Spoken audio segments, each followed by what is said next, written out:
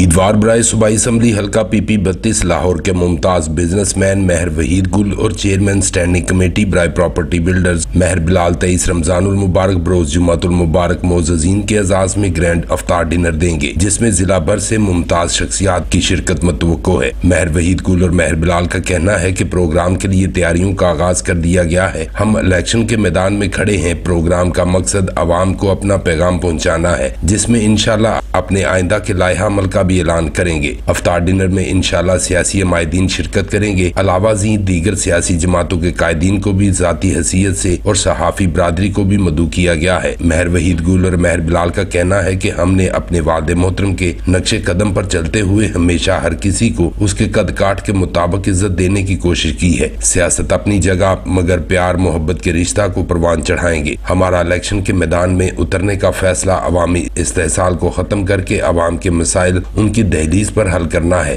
क्योंकि हर ज़ी शऊर जानता है कि कई दहाइयों से हुक्मरानी करने वालों ने अवाम को गुलाम इब्ने गुलाम तो बनाया, मगर बुनियादी सहूलियात से आज के जदीद दौर में भी महरूम रखा गया। महर बिलाल का कहना है कि 23 मार्च को महर वहीद गुल इंतहाई अहम ऐलान भी करेंगे। प्रिंस शाहिद भुट्टा, BB1 न्यूज़, जलालपुर जट्टा।